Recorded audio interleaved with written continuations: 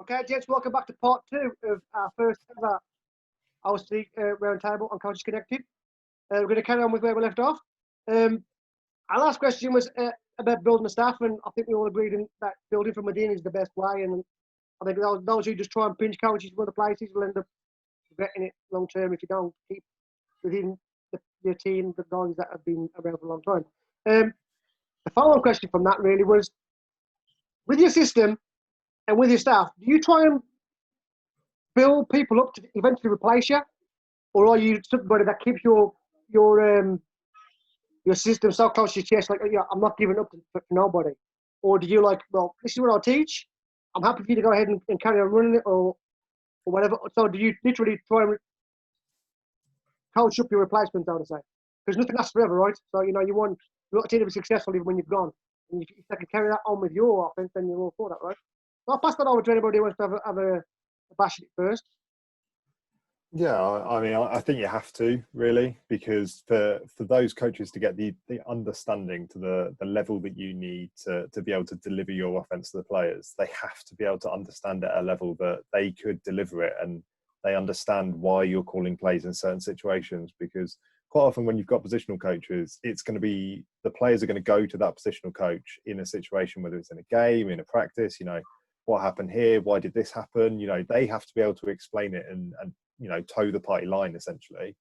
And if they don't understand it at a level where they're able to communicate that to the players, then they're just going to struggle in those situations, and you're setting them up to fail, essentially, and potentially creating a slightly toxic environment for yourself, because that coach is now sort of having that seed of doubt sowed in his head by players of what happened in that situation. Actually, I don't know. Whereas if he knows what the game plan is, if he understands how the offense works, why we do things in certain situations, then he's going to be a lot more better equipped to deal with that kind of situation than he would be if you weren't preparing him, essentially, to or her to take over for you one day. And I think really that the judge of how you are as a coach is when you leave, does it all go to shit? Because none of us are going to be in a job forever. Like you say, the offensive coordinator is always the first guy to get fired. At some point, we're not going to be coaching the place we're coaching right now. Am I leaving this club in a better place than when I found it? And is it going to carry on as well as I left it, if not better, when I leave? And if it's not, then I think, something's gone wrong, essentially, while you're there. So yeah, that is something I take into consideration the whole time, really. I think you have to push. I was going to say, I think you have to push yourself as well, because I know there's a quote which is, not to sound egotistical, if you're the smartest person in the room, you need to find another room. Like if you're on a coaching staff and you're the one keeping stuff from them, then who's pushing you to get better as well? Like if you can give your guys the insight as to why you do things, it also allows them to question, well, actually, is that the right way to do it? And I think if you work under the principle of, okay, I'm going to keep all my secrets to myself, then I don't think you're ever going to improve, because you're never going to have that someone to challenge you or someone to question, oh, why is it that you do it that way? Or like, oh, have you thought about doing it this way instead? And I think that external perspective is so important, that it's not just a one person dragging an offense by itself. It's 4, 5, 6, well, I mean, ideally, coaches dragging it with you as well. You're absolutely right there. I think I think the question we should ask ourselves: do we own this? I mean, this football's been around a lot longer than we have, and I'm sure that we're not doing anything that the Americans haven't already done and been through. And nobody owns this. We might have one little idea that we'll do it this way. But really, is it that secret that we can't tell our people what we're doing and why we're doing it? And in fact, I think it makes us better coaches when we do, when we actually sit down and break it down and have somebody else's opinion help us build it in our mind that we're doing the right thing. So why do you think then, Coach, that, this is just my observation in the UK, that even from this channel itself, you put your hand up and say, who wants to jump on and talk about football? I can tell you now, there's probably only 3 people done that in the whole of the whole of the community. Nobody wants to jump forward and talk about their stuff. Whereas me, I'm telling you play names and everything. I don't care. It's not mine. I'll give you everything I've got. I'll give it to you. I'm not bothered. But it's like I don't understand why people, especially in this country, feel it's so important that we don't pass on what we know to the others.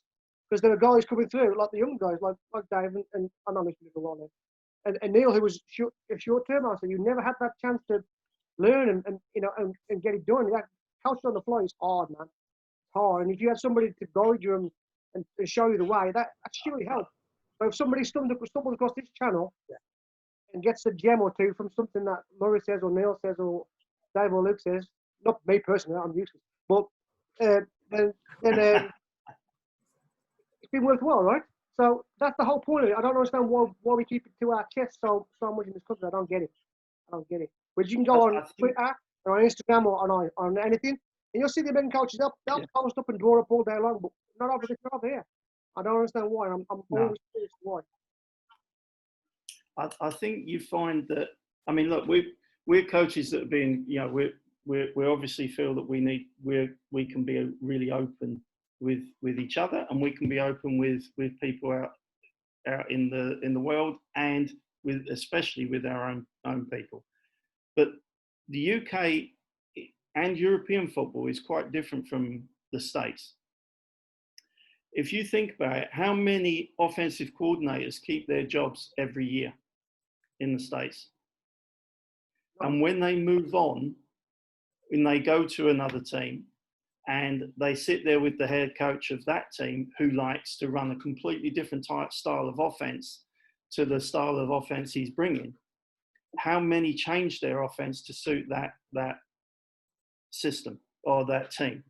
And I think they get out in the States, they get that feeling of, well, what does it matter? If I give you the run and shoot today, I mean, the run and shoot that I run is the same run and shoot that June Jones runs, that AJ Smith runs, that Mouse Davis runs. You can find it on YouTube. I mean, I don't do anything different. So why wouldn't I give it to you? Why does it matter what I give to you? And in fact, if I gave you my last year's offense, well, it's not going to be the same as this year's offense because I'm with a different team and I'm giving them some new ideas out of the run and shoot. So why should it matter to me? But in the UK, there is that thing of, if I give it to you and you face me next year, you'll know exactly what I'm going to do and when I'm going to do it. And that tells you that those coaches are not thinking, not using their ability to play call to make things work. Their whole ethos is around what's written on the paper, rather than their personnel, which all you guys have talked about, and down distance and situational football. I think you hit the nail on the head there. I think it's a bit of almost like an insecurity of coaches that if they tell you what they know, they don't have an answer if you have an answer for that. I think you have to challenge yourself as a coach to be able to be, well, one, confident, and two, proactive enough to go, okay, well, if I give away my offense and someone knows the answers to it, do I have a second move in place? Like it's like chess. Like I can tell you what my first move is and you can defend that, but I have to have a second, third, fourth, fifth move ready to go if and when I come up against an offense or if and when I come up against a defense which is a perfect fit for stopping what I do. And if you're only running one offense and someone finds an answer for that one offense, I feel like you're not really, like you're only doing half your job. Like if half your job is to teach what you know and half the other job is to, okay, well, hypothetically, if they know this as well, how do I beat them? Where is my competitive edge there? I think there might be a little bit of, I don't know. I think coming into the sport, like you guys have said, like people don't do it. I think we kind of just like pick it up by osmosis. It's like, okay, that's the way it's done. Like people just don't share. I think we do need things like this where people are going, oh, so I can talk about my offense, I can talk about my defense, and like I'm going to be okay. Like I think people just need to sort of like see those people go out and do it and share that stuff, and then hopefully follow suit. I think as well, the thing I realised quite early on was actually, the quality of defences in this country. Whilst there are some very good defences and very good players, actually, I think, if I want to run a hitch, I'll teach my guys how to run the hitch. How to look downfield and to create the space. And so actually, what I'll focus my effort on doing is trying to teach my guys how to do the basic stuff, but quite well.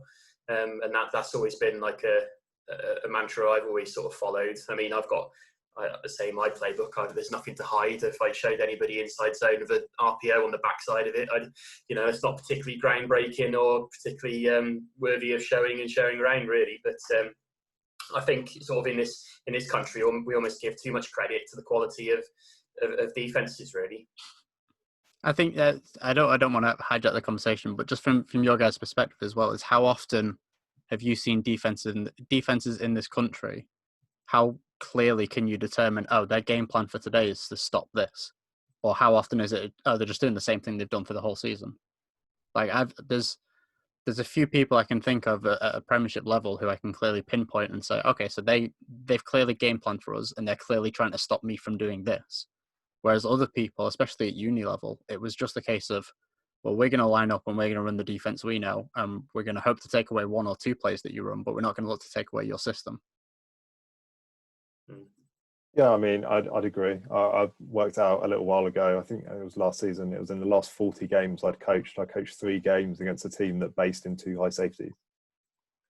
But I saw single high every week. You go into your film session with the players. Okay, yeah, it's 4-4 with one cover 3.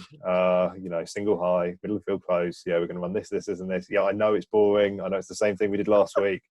But you've got to find ways to keep that fresh. But yeah, a lot of defenses, it's just 4-4 cover 3. They bring either one guy up the middle, 2 guys up the middle, 1 guy at the outside, 2 out the outside, and that's 90% of their defense. And they just run that regardless of what you do. You're not giving a good advert for Uniball, coach. You're not giving a good advert for defensive Uniball at all. I'm just saying. I know, I've been in it. I'm just saying it's horrible, but you're not giving a good advert for it, coach. But it don't you think it's relevant?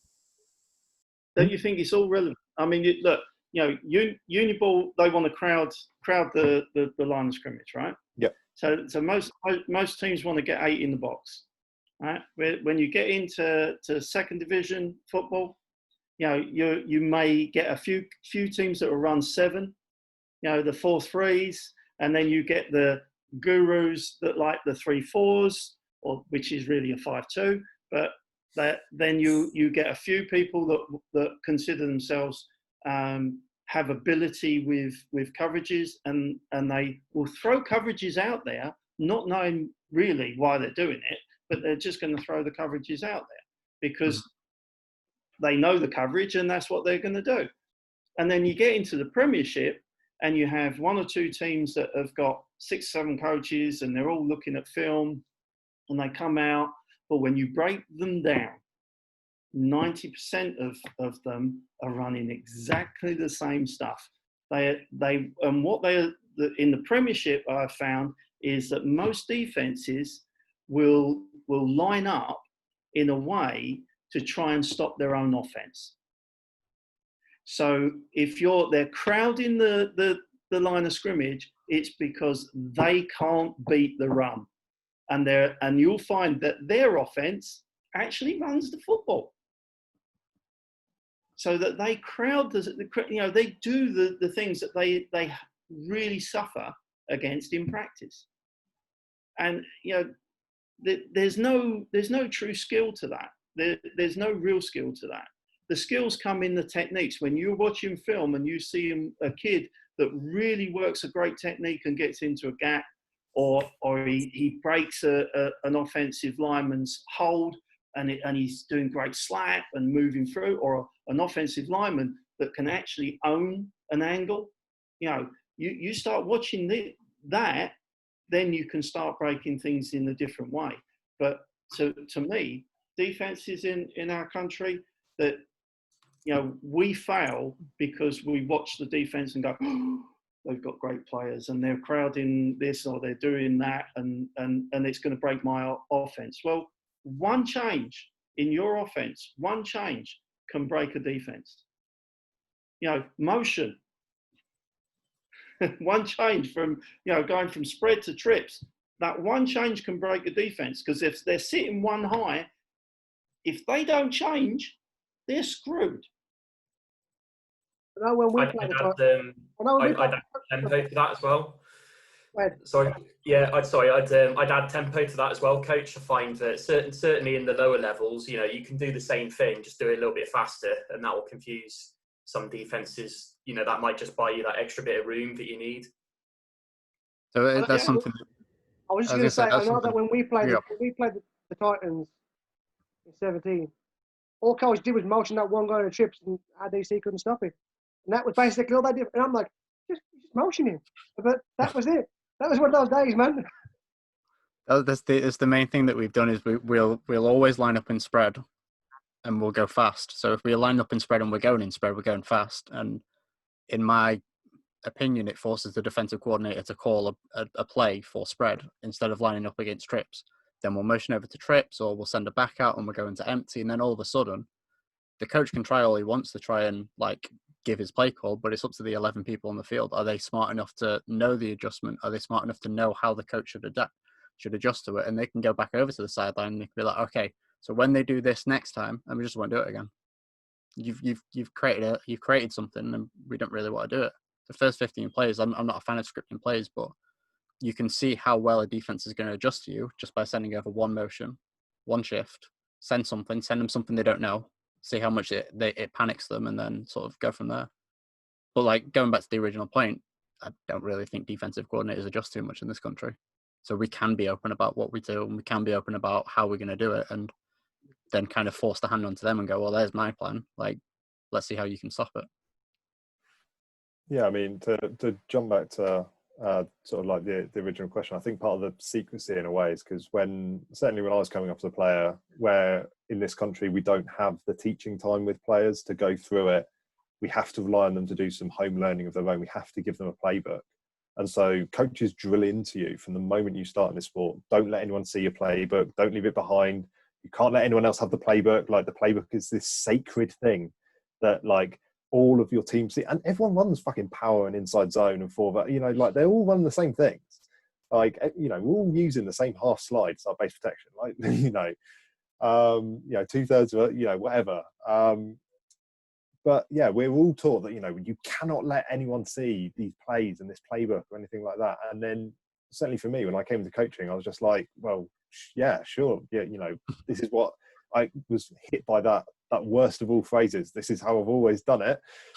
And I'm just like, yeah, well, I'm not going to tell anyone anything. And it wasn't until I saw Coach Butler on Twitter, really, sharing his stuff. I was just like, well, Shropshire aren't losing all their games because people know what they do because they're looking at his Twitter account. And yeah, no, I'm open book. If you want me to go through my offense, just set a time. We'll talk it through. Whenever. I don't want anything special. But I don't think any of us do, Coach. I think we just do what we do, and that's just it. But it is weird. My next question was actually going to be about scripting.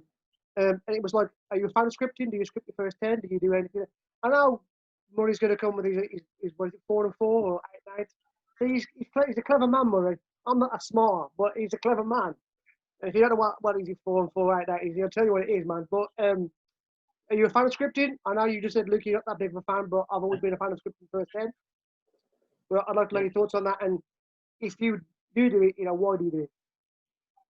Like I said, I'm not a fan of scripting, but I'll have early plays in mind that we'll drill in through game plans. So we'll put a game plan video up on our Facebook groups, and we'll say, look, this is how we're going to try and attack them. And we'll detail 3 or 4 certain plays and that I want them to be able to run, and we'll run those ones first and foremost. I think for us being a tempo team, I'd feel as though scripting would slow us down, in that I want to be able to trust what I see or trust what they're showing me and be able to exploit it. I've tried scripting before, but I just know that after 2 plays, I'll see something that's there's a hole there. Let's just go to this play. And then all of a sudden I'm off script. And I think it's good to have those. I feel like scripting is good if your offense is sort of, if you can give your script to your offense earlier, if you give your script to your offense, let them learn it and let them feel confident knowing that, okay, 4th play, we're definitely running inside zone. and then they can know, okay, so I need to know how to run inside zone. I think I'm too erratic to run a script, honestly. Yeah, I'm kind of. I started when I first sort of started calling games. I like to script. I always run the ball first play because I always think back to what I was like as a player. I kind of that first play of the game always had this like a bit of nervous energy. So I'll always just do an easy run, probably an inside zone on the first play, just to get the guys certainly on the O line, just getting some contact, just get that adrenaline burnt off. I maybe have 3 or 4 plays I like the look of, and I might just try in that first drive. So my sort of game planning, I'll just look at the structure of the defense. I'll just probably look at the cornerbacks, the depth of the safety, what they're doing in the box, and then I'll sort of think, right, well, actually, these are the plays I think will work. I might just chuck one of those 2 in onto the first drive, just to make sure that what I've seen on film is what I'm likely to see for the rest of the game. But I'm not disciplined enough to stick with a 10 or 15 play script. I'll sort of, as Luke says, I'll kind of probably see something after 5 or 6 plays and want to have a go at it. But I will sort of do the same things at the start of each game, really. No, I think that's look. For me, I've run through the same way you've been, and I like to script, but my script, we all watch film, right? We all have the breakdown, but I build my practices, and I don't know, we haven't gone over that sort of thing, but I build my practices, and this is for as offensive coordinator, I build what I want into practice, and I give it to my head coach, and I say, that's what I want for my practice, and you will set up the defense for me so I can win. And I tell him what I want, and I tell him where they're going to stand and where they're going to be, and I will give my players the plays that I want to run from seeing what film, of the team we're playing that week, and we will set up their defense, and we will tell the offensive players, and what we do is we walk it, we jog it, we run it. Now the defense knows what's coming, but they're told to react as the opposition, and we make it so that our players can achieve and win at every moment possible, so that we know that first down we're going to face a read defense. So yeah, we may run screen, we may run a running back screen, a wide receiver screen, we might run a pass, a quick hitch or a slant.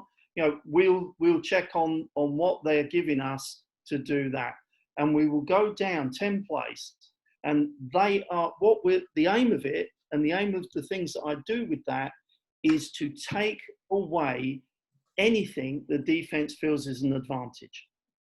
I'm looking to ram it down their throat so hard that they don't know what's coming for the rest of the game. They just don't know what they're going to do, and what they're left with is blitz. And then we rip them, absolutely rip them. And that's what we want. We want to put them in a scenario where they can't make the choice anymore. They can't say, we're going to sit and watch you play football and we're going to take away all the things that you want to do, because we put them under pressure. We put them under so much pressure that we can now do what we want. And I get in, I have my first 10 plays. I know what I want to do on third down. I know what I want to do if I go with fourth down. I know where I am on the field. I've got a nice big sheet that I run, and I have it all coloured in. My favourite plays, I have stars against, so I can use them anytime. But generally, once I get into the game, I do start to go with the flow. And if I feel that I'm beating someone, like you guys, if you see the hole, take the hole. Take that game, make the pressure even worse. But my first 10 plays are going to put you in a bind. And that gives me my flow. That's why I love to script. I mean, that's my bad on that one, coach, because I assume that we all had scout period and did film, and I just think that was a given. That's why I didn't add the question, but I will put it out there. I'm assuming that we all do the scout period before the game for our opposition game and stuff. That that's like a common thing these days. It's never nothing like left to its devices. Like the defense might do that, but I feel like we give a lot of time to defenses and what we're up against that week. Until we get there, and then it's completely different, and it's a waste of our time. But that is what it is. Okay, moving that's forward. best game of the season feeling, Yeah. when you're going out there. What's it going to be? I've got 3 years of tape on this guy. What's it going to be? Okay, I'll get back on track. What is the best piece of advice you've been given since you've been in OC? Keep it simple, stupid. Oh yeah. I'd say teach what you know, whatever that might be. I mean, bearing in mind that as an OC, you've got to bring the players along with you, and to a degree, some of the coaches. So, whatever you're trying to teach them, you might have to explain it in several different ways if they're not able to grasp it the first time you explain it. So if you're teaching something, you're going to be best placed to be able to explain it in different ways and adapt to different learning styles of the players you might have. If you're trying to teach and implement something that you're not entirely familiar with, you're probably going to come unstuck at some point. So I'd just say teach what you know. Yeah, it's similar to both what Murray and Neil said, but the way it was put to me is, imagine you're trying to teach it to someone in a different language. So you've got to take all the terminology out of it. You've just got to use the most basic terms possible to explain it. Especially at uni ball, we're getting an 18-year-old kid who's, played a game of Madden when he went around someone's house when he was like 14 or something and wants to try it now he's at uni. He hasn't got a clue what a 3 technique is. He doesn't know what a down block is. I can't use that terminology with him. I have to explain it step by step. So yeah, just can you explain it without using any technical terms to someone who has no idea what you're talking about? Like, that's basically where we have to start from. We can get to the point where we add in, the terminology and a bit more technical sort of language into it. But in the beginning, can I put it in the most basic terms that anyone in the world can understand and be in a position to succeed? Yeah, I think you all just hit the nail on the head. Just as if you know it, but your players don't know it, then what's the point in you knowing it? Like, your players need to be able to know what you need them to do. Keep it simple. Teach what you know. Can you explain it to people if it's in a different language? Like, it's exactly anything that I was going to say. Actually, Dave made a great point there. That's a great point. He's just they don't know about the different techniques and stuff. You got to talk to them in a language that they understand. Like, you get that fucker there. That's basically it. It's real simple. I like that. That's the way it should be done. We haven't got to make it too hard for them. Okay, the last question for the day, guys, because I appreciate all your time. Is there any other tips or any advice that you would give to an offensive coordinator, maybe getting his first gig this season upcoming, or he's just started the job this season and has been struck down by the corona? Is there any tips, advice, or you would give to a guy just stepping into the shoes?